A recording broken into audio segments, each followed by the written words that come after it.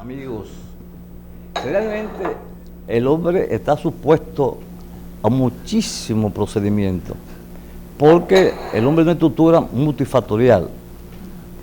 Cuando usted entiende, la mayoría de las enfermedades, tanto psíquicas como del cuerpo, tienen un gran componente genético. De ahí, cuando hizo la introducción, le dio un margen muy bajito. Hay más de un 30, un 40, un 50% de que la parte congénita juega un papel importante. La genética. La genética.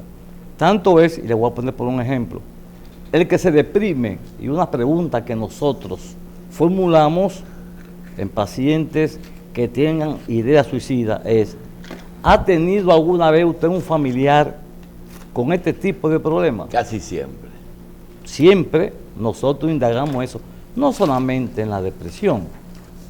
Ahorita mencionó con mucha propiedad la esquizofrenia. Eso pasa también con la esquizofrenia. Y a nosotros, los pacientes, nos hacen la pregunta importante: doctor, ¿y por qué a mí? Yo le contesto: ¿usted cómo se llama? Ramona, y aquel se llama José. Mira los dedos, son copentas diferentes y pertenecen a las manos. Cada uno es distinto en su comportamiento. No puede usted juzgar porque a fulano le pasó esto. Tenemos nosotros aquí en Dominicana el problema cultural. ¿Qué pasa con esto? A fulano yo le indiqué tal cosa y me fue bien. Sí, pero tú eres fulana. Y yo le digo a los muchachos en la universidad: la mejor doctora que existe, que yo conozco, se llama doña Inés. ¿Quién es doña Inés? Mi madre. Porque ella toda la patología le decía 2 cucharaditas de leche de magnesia. Pero mamá, tú no eres doctora. Dice: no, pero eso no mata. Eso es lo más que lo puedo poner a evacuar. Ella lo resolvía. Naturalmente, nosotros, los facultativos en la salud mental, le damos mucha importancia a la parte genética. El factor ambiental juega un cierto papel. Yo vengo de una familia de trabajo. Mi padre lo que tenía era un colmado, no una beventina, un colmado. Naturalmente, también, como él, aunque era, como dice la gente, colmadero, ¿qué me regalaba él a mí en los días de Reyes que nos acercamos? Me decía: tienes que trabajar, tienes que ser sincero con tus amigos, y mira lo que yo te traje de Reyes. Independientemente de un juguete, me daba un libro. Me recuerdo que me regaló a Enriquillo, me regaló La Villa de Nabot, y me decía: tienes que leerlo, porque el que no se forma tiene problemas. Yo no quiero que tú estés como yo. Que tú seas como yo. Sí, yo quiero que tú escojas lo que te guste. Y me recuerdo también en una clásica guagua que estábamos él y yo, que pasamos por nuestra universidad, UAS, sí. Y me dijo a mí: Rafaelito, ¿qué tú vas a hacer cuando ya sea bachiller? Y yo dije: médico. Me dice: tú lo pensaste bien, porque los médicos, el asunto es para gente con mucho dinero. Ahí vienen los procesos de que yo me pongo con los jóvenes míos, mis hijos, y le digo: ustedes se quejan, pero fíjense, yo quiero que ustedes comprendan que yo estudié en la UAS, tú estudiaste en UNIBE, tuviste en La Salle. Yo me formé como bachiller entre el Juan Pablo Duarte hoy y el Don Bosco, que pagaba 10 pesos la inscripción. Hoy en día cualquier colegio va por encima de los $500,000 de pesos. Yo pagaba 11, doctor, usted pagaba 10. Yo pagaba 10, porque usted me lleva un poquitito de edad. Por eso viene la diferencia. Lo cierto es que nosotros en las partes médicas tenemos que hacer hincapié en el factor genético. Naturalmente, como digo yo, el hijo de gato caza ratón, pero no todos los gatos cazan ratones. Y yo recuerdo a un gran amigo, vecino mío, que me dijo a mí: Rafaelito, yo tengo el mejor cazador de ratones. Digo: ajá. Estamos en la galería tomando café y al ratico vemos un repelpero. Y digo: ¿qué pasa? El gato. El ratón atrás del gato. Esto es para decirte que eso se rompe. Eso pasa con el béisbol que mencionaste ahorita. Es verdad, la gente se vende, pero no todo el mundo tiene precio, ¿eh? No todo el mundo, ¿eh? Hay gente que son honestas, que son serias y que son trabajadores. Yo tengo un término que yo me gustaría siempre ponerlo en práctica a los hijos míos, que es la gratitud.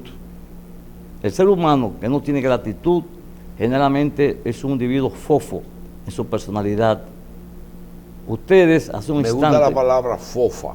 Fofa. Vacío, ¿verdad? Vacío. Vacío por dentro. No, y a veces le digo, no te convierta en un ser gelatinoso. Entonces, doctor, ¿qué quiere usted decir con gelatinoso? Bueno, para una gelatina, sin los parámetros protocolar que te dan para formarla, se pone que no se puede comer. Eso para explicarle que así es el ser humano. Julito plantea lo de las velitas, yo creo que es la realidad de la vida. Cada uno tiene factores genéticos importantes. Usted dice que para usted el factor genético es mayor que los otros dos factores. Tiene un alto porcentaje más alto que lo que usted me estaba ¿En su mencionando. formación o en su salud? Fíjate, yo te voy a poner un ejemplo. Los hijos míos son odontólogos, no son ninguno médico. Y entonces, ¿qué hacemos nosotros? Mi esposa y yo llevamos los nietos a que estén con sus tíos en la práctica odontológica. De esos 8 que yo tengo, hay 3 que no pueden hablar porque son chiquiticos. Los que son más grandes, dice, yo me gusta un poco la odontología porque nosotros lo estamos influyendo. ¿Ves? Sí. Para eso. Pero hay una que dice, no, a mí lo que me gusta es bregar con perros, yo quiero ser veterinario. Tú ves, otros dicen, yo no sé, yo a mí lo que me gusta es el fútbol. Entonces, los padres están llamados a orientarlo, porque también el factor familiar juega un papel fundamental en el desenvolvimiento del ser humano. La enseñanza hogareña, nuestras universidades, te enseñan los conceptos, pero hay cosas que son sencillas. Sí, pero tú tienes, por ejemplo, aquí, doctor, los González y los Betances. 4 generaciones de médicos. Seguro. Betance, el bisabuelo, el abuelo, el papá, el nieto, todito. Los Abel González, lo mismo, abuelo, bisabuelo. Los Castillos se comunican por acto de alguacil. Porque son eso 5, es una 6. enseñanza familiar prácticamente. Lo Abel González, por Sí. ejemplo, que no se te olvidaba. Eso es lo que influye. Pero para eso usted tiene que tener cierta vocación. Pero hay algunos que se zapatean y se van por otra parte. Y se van por otra cosa, se desvían, basado en el criterio. Mira, tú de de la- pulpero a psiquiatra. Ya. Pero él te enseñaba, te entregaba el libro. Y me decía, tú tienes que ser honesto. Recuerdo también, ya que estamos hablando de así ampliamente, que conversando en la época de Trujillo, me decían, mira, Rafaelito, en este país, me señalaba el retrato de Trujillo que había que tenerlo en la casa, es un ladronazo. ¿Tú sabes quién es un tipo serio? Mi amigo Juan Bosch. Pero no lo diga, porque si tú lo dices, la pasamos negra. Sí, pero eso que usted está diciendo, doctor, mire, yo tenía 2 compañeros, hermanos, hijos de un árabe Sí. que tenía una tienda. Entonces me decía, ese no sirve para nada. Me decía el papá del hijo. Porque dice, pero él tiene que atenderme los sábados la tienda y él se pone a leer el periódico y la gente les roba la mercancía frente al mercado. Les roba la mercancía. El otro sí es bueno. Pues hoy pasaron los años y el que no sirve es uno de los mejores médicos y el otro tiene mucho cuarto pero no estudió. Sí. Eso es verdad. Eso es verdad. Esas son de las Es que depende. Ese no sirve porque está leyendo en el periódico. Ese que está se hizo en el médico. suelo. Se hizo médico, fue próspero. Pero naturalmente, eso no es la mayoría, ¿eh? No, no es la mayoría. De la mayoría, yo quiero que tú sepas, mis hermanos son médicos también. ¿Qué pasó con mis hermanos? Bueno, yo, siendo médico también, ellos siguen las ruedas. Mi otro hermano es psiquiatra y mi otra hermana es dermatóloga. Pero mi hija, que por cierto te dije hace un instante, que cumple años hoy, y yo solamente estar con ustedes me hace compartir. Porque usted comienza a las 5 a celebrar. No, yo comienzo el día antes. Yo está estaba bien. el 26. Porque acuérdate, cuando es la primogénita, siempre hay oye bien, la cuna nueva los pañales, cuando se están los pañales nuevos, y los biberones nuevos. Cuando nace el segundo, se pinta la cuna. El primero se lava los pañales con cloro y los biberones se le mucho cloro. Una de las familias más ricas de aquí, más ricas, estaban en La Salle y estaban en 4 cursos diferentes. Le compraban el uniforme al mayor y entonces comenzaban a usarlo los otros y el uniforme era azul y cuando llegaba al tercero ya era morado, ¿verdad? Sí. Yo le quiero preguntar algo Lo que usted quiera. que no tratamos, doctor. Muy bien, trae la genética una carga enorme.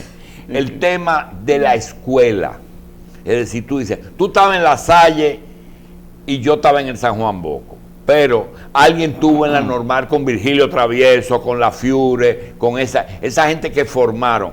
La escuela, tuve con Felia cada rato, mira, estamos en el Evangélico Central.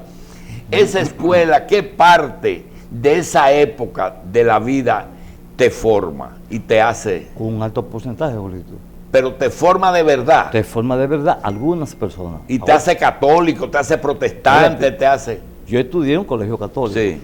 Tenía que ir diariamente a la iglesia. A veces de ahí salen los ateos más grandes. Y ahí muchos compañeros míos son ateos, otros fueron comunistas. El Don Bosco se caracterizó en esa época por tener problemas con Trujillo. Sí. Yo llegué a ver trabajadores vigilantes del patio, del CIN, de mi colegio. Vi curas sacar esos tipos, saca de aquí. Todo eso lo vi yo en mi colegio. Naturalmente, todo viene, ahí viene el factor genético. En ese colegio, yo tengo parientes míos que estudiaron en colegios más costosos que el mío. Sin embargo, ninguno se hicieron profesionales. Oye, el colegio lo que te da son la herramienta para que tú te formes. Naturalmente, es un conjunto, genética, ambiente y tus características personales, que incluye la genética. Hay gente que tú lo pones a estudiar, y por más que tú quieras, yo tengo amigos que estudiaron conmigo en la universidad, y son riquísimos. Y hubo uno que me dijo, mira, Serret, te tengo este libro, que quizás Julito lo recuerda, de TIP, que era de anatomía. Mira, estamos allá, un tipo excelente. Yo no voy a estudiar medicina, yo voy a dedicarme a lo que hace mi padre, a hacer negocio.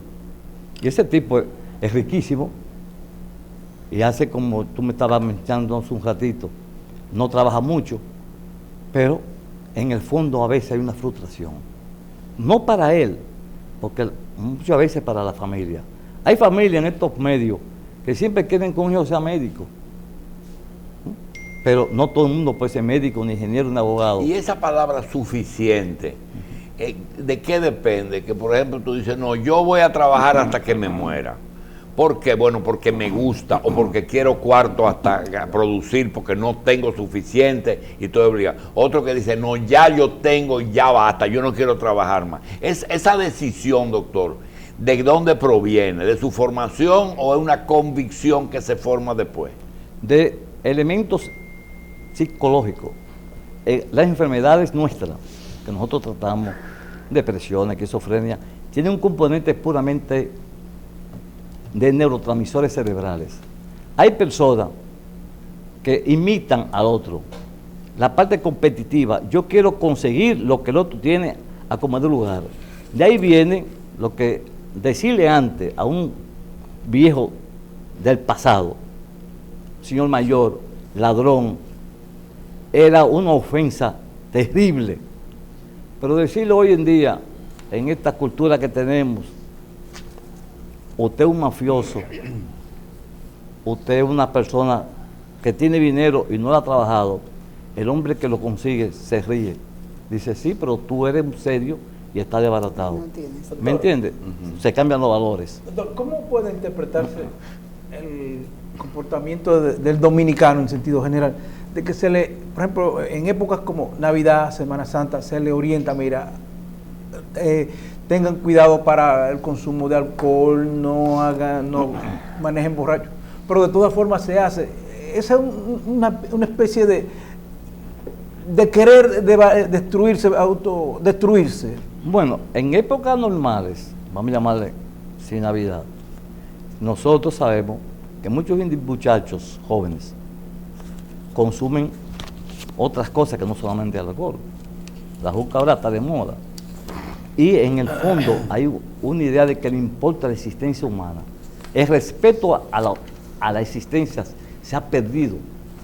Y el respeto al ser humano, no hay una valoración, porque tampoco hay pago de consecuencias. Ayer se sorprendió una joven psicóloga que me dijo en el camino, conversando conmigo, dice: ay, doctor, qué raro lo que yo hice. Ella no me conocía, yo le permití el paso ante una escalera eléctrica. Dice: ¿y usted de aquí, doctor? ¿Usted aquí, señor? Sí, yo soy doctor. Ay, yo como que le he visto a un lado. Sí, doctor. Oye, si la gente fuera así, me contaba ella a mí, ser cortés, ser respetuoso con el otro, qué diferente viviríamos. Entonces, yo le contesté: no se preocupe, señora, lo que estamos viviendo, eso fue lo que nos tocó. ¿Me estás tú interpretándome ya? El ser humano es así. Yo te decía hace un instante que cuando tú le decías a un viejo, a mi padre, por ejemplo: don Rafa, usted es un ladrón, tú tienes que casi que matarlo. Hoy en día se mezclan terminología para tratar de encubrir eso. Y lo importante es cuánto vale, cuánto tú tienes. Depende. Por ejemplo, yo que recibo mucho Facebook con mis compañeros y mis amigos, mis pacientes, me escriben ahí: hay que proteger a los niños. Y yo les contesto, no solamente a los niños, estamos tan difíciles que también a las damas y a los hombres también.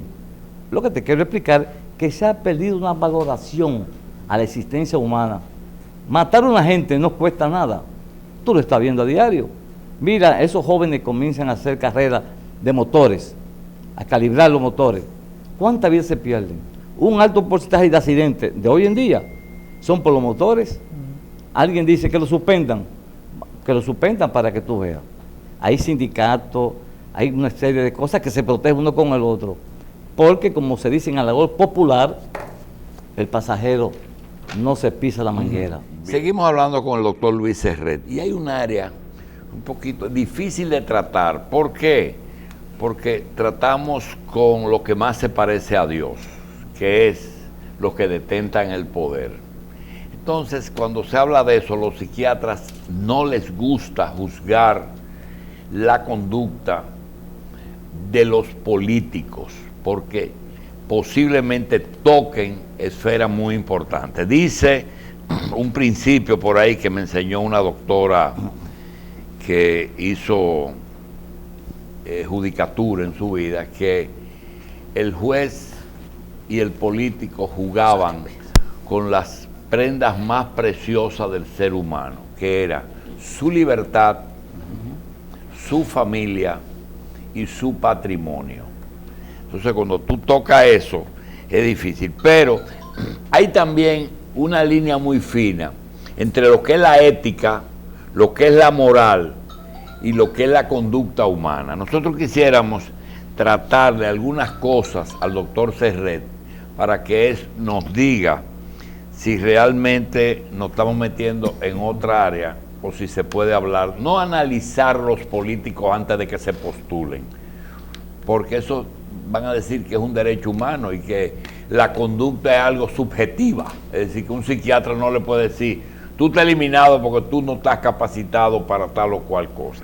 Sin embargo, en República Dominicana, cualquier persona, si obedece a ciertas bases como haber nacido o tener cierta edad, ya eso es suficiente para ser presidente de la República.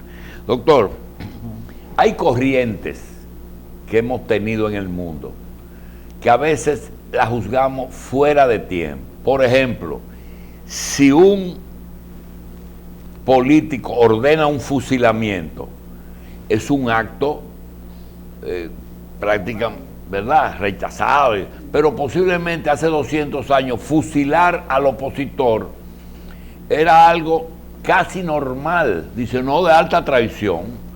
Tú entraste por Haití, que es un país enemigo, por tanto, tú utilizaste a un enemigo, fusilado Sánchez.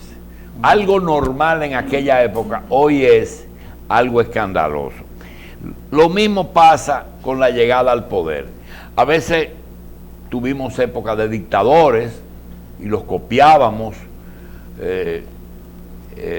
Hitler, Mussolini, pues Perón y Trujillo aquí, en América.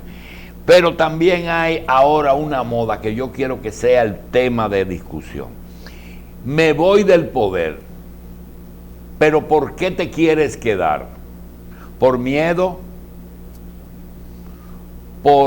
¿Porque no has concluido tu obra y necesitas más tiempo?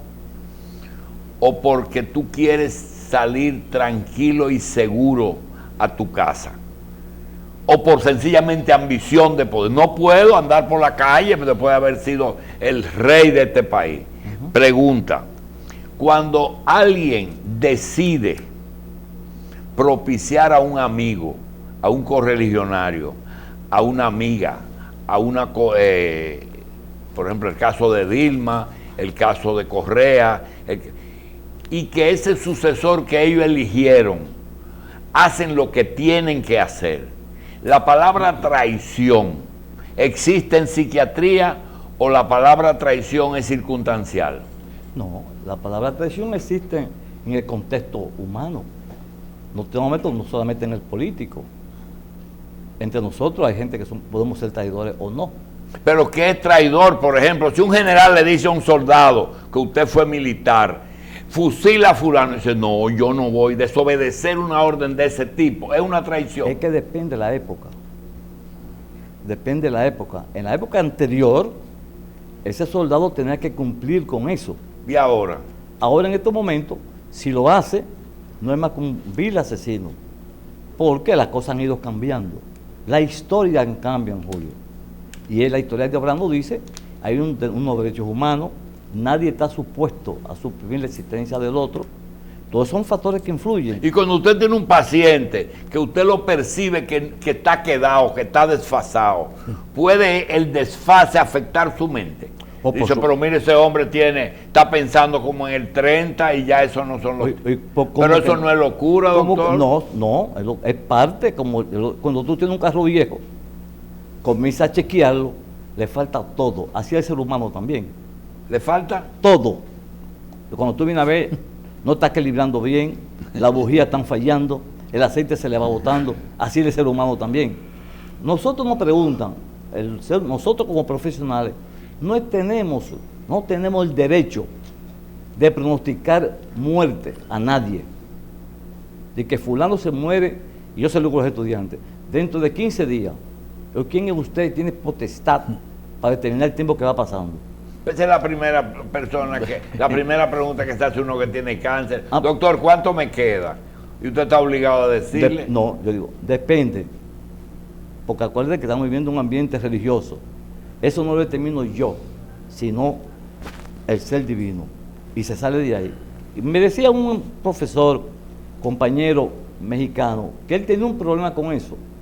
Y que muchos pacientes me preguntan, cuando me llegan a mi oficina, que ese cuadro clínico, ¿qué tiempo va a durar? Digo, muchacho, usa el concepto clásico. Tú le dices meses y por una S. O años. Años. Y así tú no puedes determinarlo tú. Porque yo te lo digo, yo solo hay que decírselo así a los estudiantes. Lo importante en el ser humano, Julito, es entender que en esos procesos de definir ya la existencia humana, nosotros no tenemos que hacer capacidad de decir tal o cual. Ahí me preguntó una vez un periodista de 3 figuras muy conocidas, de Chávez, de Fidel Castro y de mi amigo fulano de tal, que lo voy a mencionar, político dominicano. ¿Son locos? Y yo le dije, no son locos, sobresalen a la normalidad existente. Y todo lo que sobresale se le puede llamar como usted quiera. Y yo recuerdo también, estando yo en la vida militar que mencionaste, que un sujeto que era general de brigada ingresado allá en San Isidro, me preguntó un día, doctor, él tenía problemas también, porque los rangos no quitan enfermedades. estaba deprimido. Los rangos. No quitan enfermedades. Dice, doctor, ¿qué le parece a usted Fidel Castro? ¿Estamos bien? Sí. Y yo dije, En un recinto militar. un recinto militar. Digo, igual que Pinochet, general. ¿Cómo así? Son gente que sobresalen a su generación. Ah, caramba. Digo, sí, cada uno tiene metodología completamente distinta, pero hay que respetarlo como tal y cual. Una respuesta muy, para yo no comprometerme. Esto para decirle a ustedes, señores, que la existencia humana es muy compleja. Él me estaba preguntando ahorita que yo pensaba en esos muchachos y la gente cuando se hablaba de honestidad. En una época, Bolito, que teníamos nosotros nuestros padres, decirle a viejo mío que era un ladrón, eso le produjo insomnio, picor y mortificación. Hoy en día, tú le dices eso a cualquiera. Doctor, pero un Es lo que le ladrón es contesta ladrón. envidioso. Envidioso. Doctor, pero ladrón es ladrón en todas partes, pero Sí. antes hay cosas que eran un insulto y ahora son un piropo. Oh, ya Pero eso tú tú- dices mariconazo a un tipo y dices, no, muchas gracias, ahora, pero antes te sometías. Orgullo. No, espérate, a uno le pasan muchas cosas. Presidente, una vez me dijo a mí un estudiante, doctor, ¿y es verdad que usted es medio gay? Ella me preguntó ¿Te a mí. preguntaron? Sí, digo, no, entero. Y ya, ve, antes lo cojo como un chiste, lo que te quiero explicar, pero a mí me han dicho cosas de usted, señorita, y yo no lo creo. Que a usted le gusta la vida alegre. Sí. Ah, usted me dijo prostituta, digo, no, usted me dijo gay. Usted a me mí. dijo gay. Ve, lo que te quiero decir con palabras también contesta.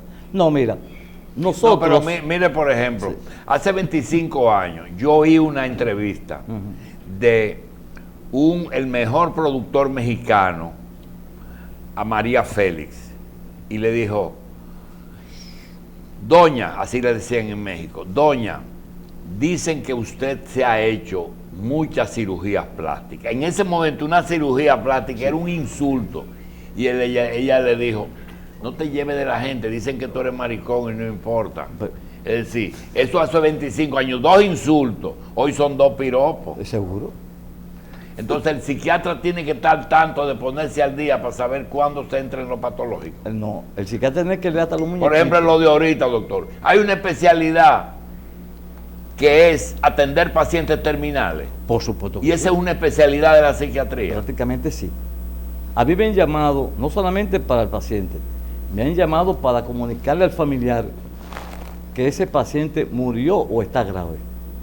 Y me han llamado a interconsulta hospitalaria. Por supuesto, usted tiene que tener, en cierto sentido, una cierta terminología adecuada. No es lo mismo decirle a una dama, un médico, señorita o señora, hágame el favor, pase a ese salón, devístase que la voy a evaluar, que decirle, señora, encuérese. Eso no es correcto. Fíjese que con el problema de la rabia, hubo un término inadecuado ahí. El niño se vacunó. Dice la señora, sí, pero por Dios. Ella está preguntando a la doctora si se vacunó la Contra rutinaria. la rabia. No contra la rabia. Tiene que decirle, ¿está vacunado contra la rabia? Sí. Una palabra modificó el comportamiento. Una palabrita, eso. Esto para decirle que el lenguaje hace que cambien cosas. Eso pasa cuando nosotros recibimos libros en inglés y lo leemos al pie de la letra. Si tú lo lees en español, se cambian algunos conceptos que tú tienes que elaborarlo. Así pasa en la vida humana. Hay que tener mucho cuidado con la información que nosotros le damos a los pacientes. A mí me gusta personalmente. Número uno, no dejar de terminar cuando decía enjuiciar políticos. Si yo no entrevisto a una persona clínicamente, yo no debería hacer un diagnóstico. Yo no hago un diagnóstico por lo que me cuentan, sino basado en la evidencia. Me preguntan, ¿cómo es fulano de tal? Por ejemplo, ¿quién no conoce a Hipólito? Yo he conversado con Hipólito y yo me parece que es una persona completamente transparente. Yo he hablado con él. ¿Cómo está usted? Y a mí me está, ¿cómo está usted, doctor? Pero eso no es para que yo haga un diagnóstico de él. Yo no he hablado con el presidente Medina. Un día nos saludamos ¿Cómo está usted, doctor? ¿Cómo estamos? Andaba con Euclides Gutiérrez Félix.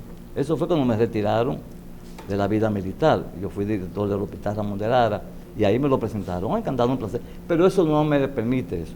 Más hablé con Jorge Blanco, pero ya fuera de ser presidente de la República.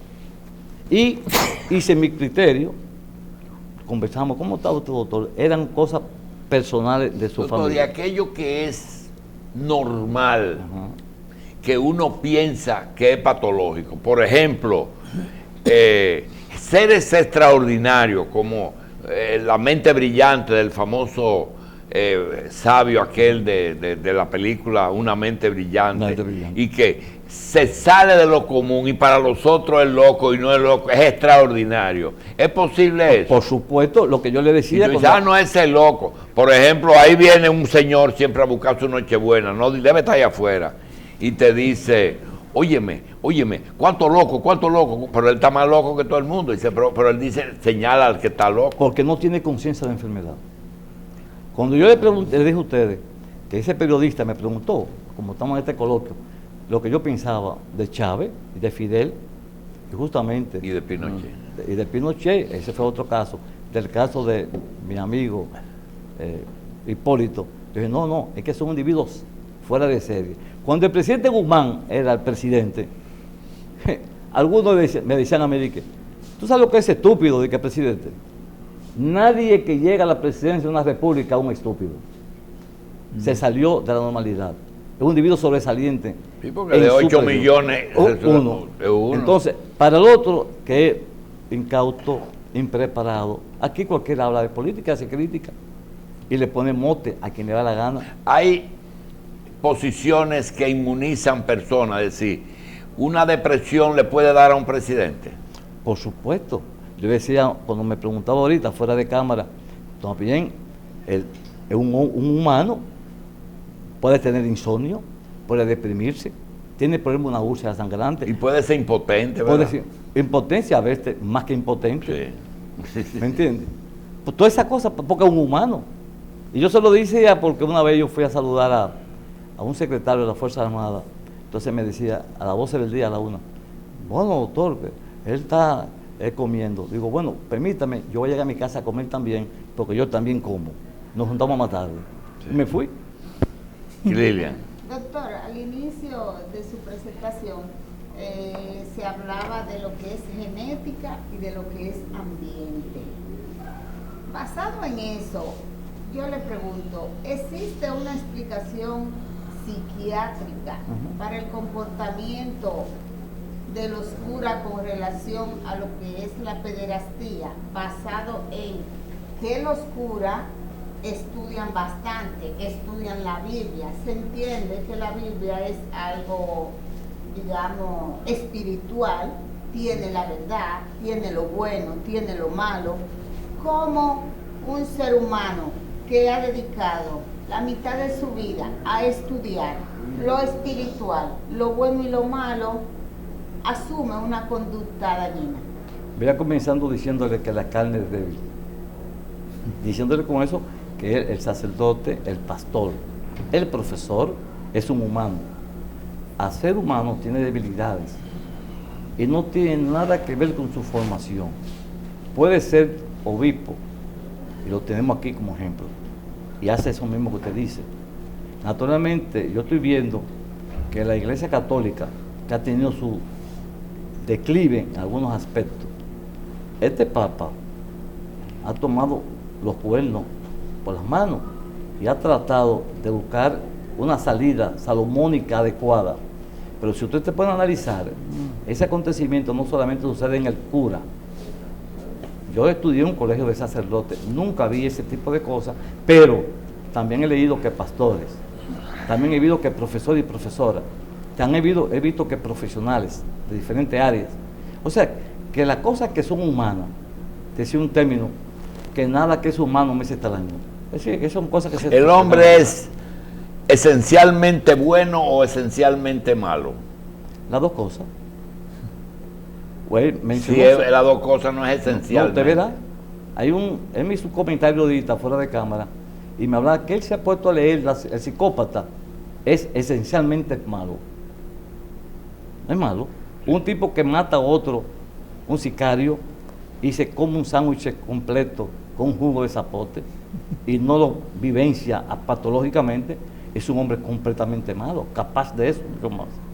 Un individuo que coge y maltrata a su madre, como yo vi en estos días, que le cayó a palo a su mamá, es un muchacho puramente malo. Es un paciente, como él me decía así, para que busque el término, sociópata o psicópata, como usted quiera. Ajá. Pero hay gente que son sumamente sencilla, humilde, y eso no significa que sean cosas Y patológicas. por ejemplo en la India que cogen una niña de 12 años, de 9 años y la casan con un viejo, ¿eso es pederastía legalizada?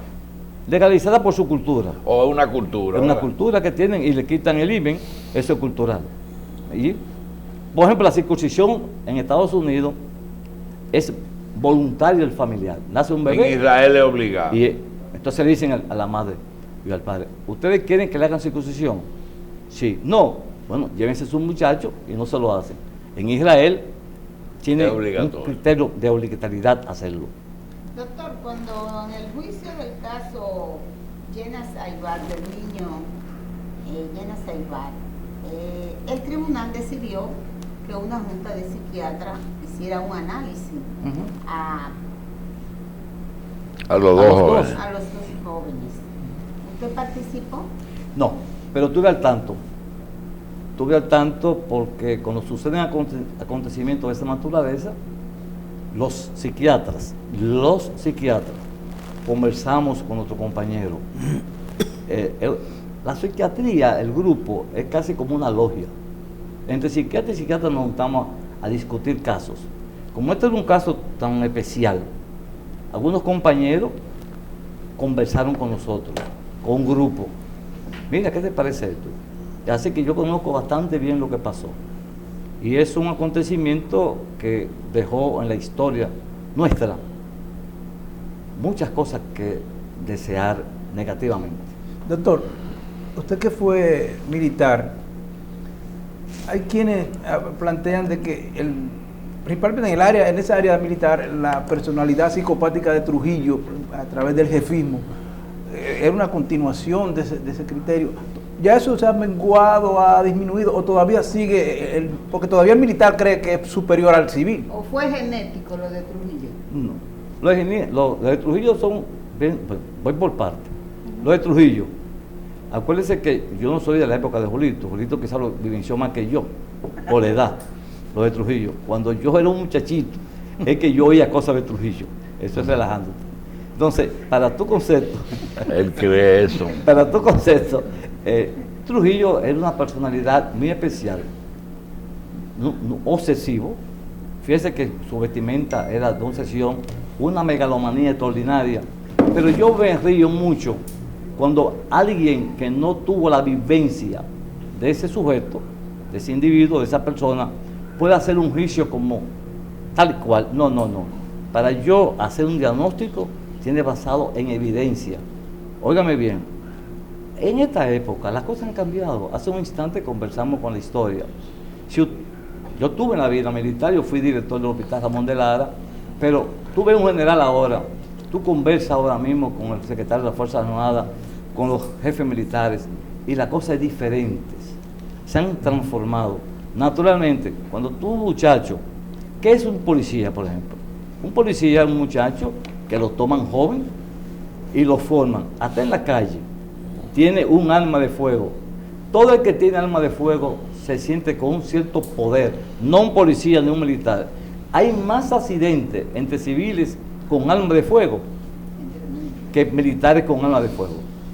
Quien te habla, firmé conjuntamente con el Colegio Médico Dominicano los permisos de arma de fuego, que yo no estaba muy de acuerdo, pero ¿por qué yo lo firmé?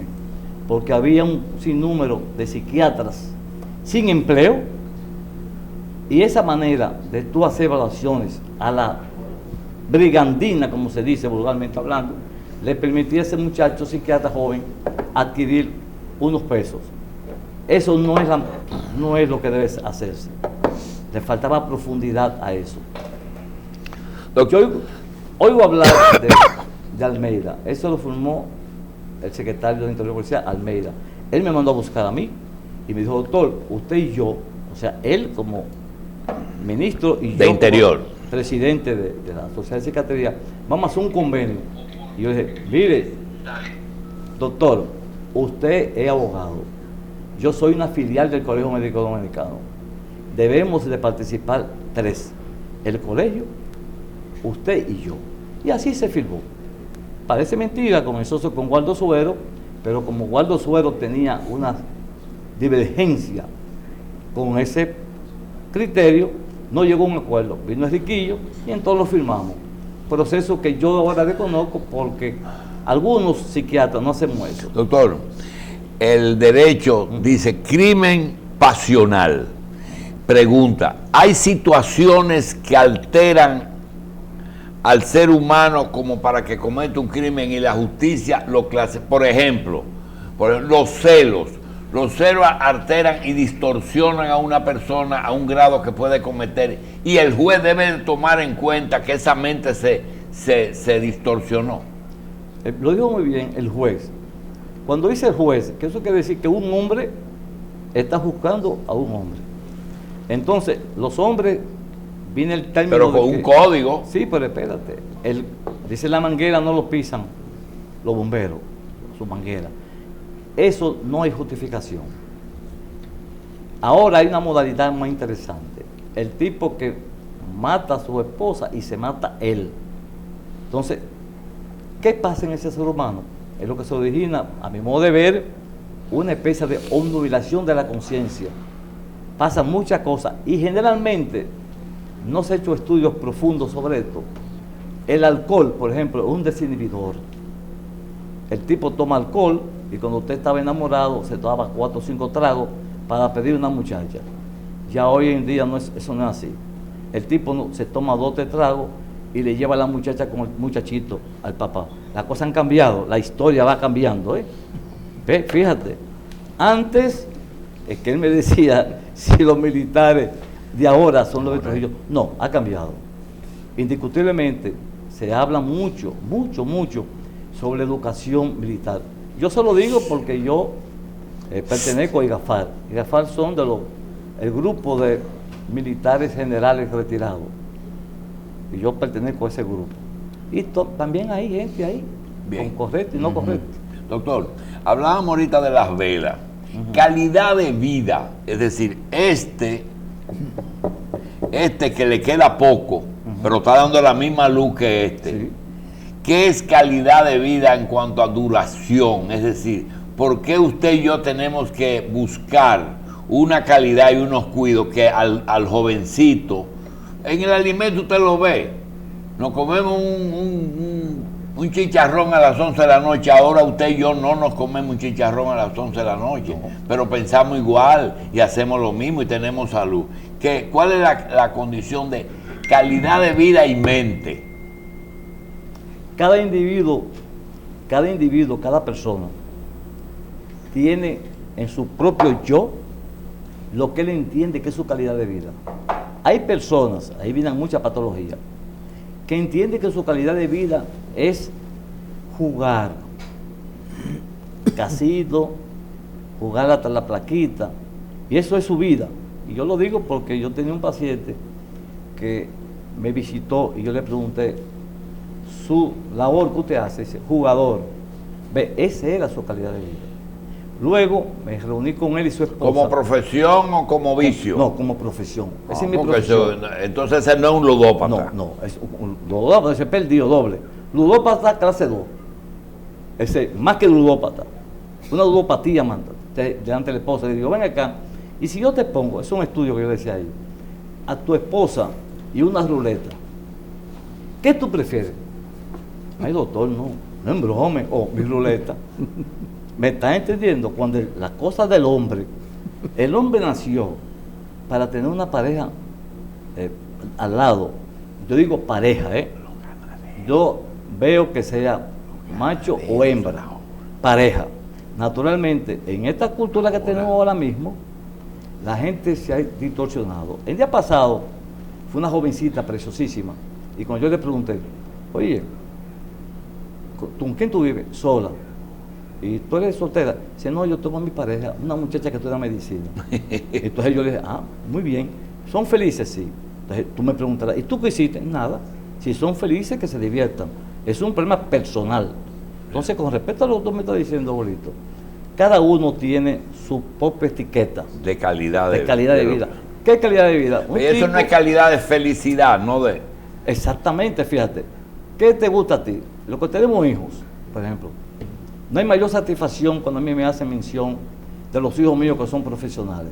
Porque eso fue lo que a mí me enseñaron en mi hogar. Apreciar eso. Doctor, para nosotros terminar una llamada ahí que me dice que si dar una noticia, por ejemplo, decirle a una persona que se murió un hijo o su esposo, es muy normal ver que en Estados Unidos cuando muere alguien en el frente de guerra, 2 compañeros de armas van y tocan y le dicen, mire, ya desde que la familia ve que llegaron 2 militares, ya saben lo que le viene. Sí. Pregunta, ¿alguien se ha muerto del susto?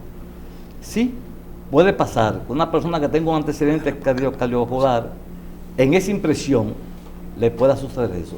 No solamente en Estados Unidos, en nuestro país pasa que usted debe saber cómo decir las cosas. No es lo mismo decirle a una persona, mira, tu familiar está muy malo y estamos solamente esperando que sea lo divino, que tome carta en el asunto. Tú se lo estás diciendo. Y yo recuerdo un caso de una paciente que yo tenía que se fue a Estados Unidos. Usted es la viuda de fulano. Exactamente. No, pues sí, ya lo es. No, o decirle, yo le dije una vez a un paciente, oye, esto, Julito, qué interesante, un paciente mío adicto a cocaína y alcohol, que está muy bien, se convirtió, hizo un cuadro de esta manera que en la emergencia me llamaron y por su pelito de aquí se le veía la cocaína saliendo. Entonces el hermano y la esposa, que era médico ella, me dice, doctor, ¿y a usted qué le parece? Con las uñas completamente peledeísta. Sí. Digo yo, tú eres médico, tú no ves que ya él está dando los últimos adiós a la vida. Dice, no doctor, él revive. Te voy a dar un consejo sano, hija mía, tú eres médico. Porque cuando tú tienes, aunque tengas una profesión, tú quieres que las cosas sean como tú quieras. Un milagro. Que para mí puede ser el exceso de optimismo. De optimismo. Entonces yo le dije, te voy a hacer una cosa en confidencia. ¿Tú tienes algún conocimiento de alguna funeraria? Ay, yo le Dios estaba diciendo. Bien. Doctor, gracias. Luis Serret, psiquiatra. Señores, nos vemos mañana.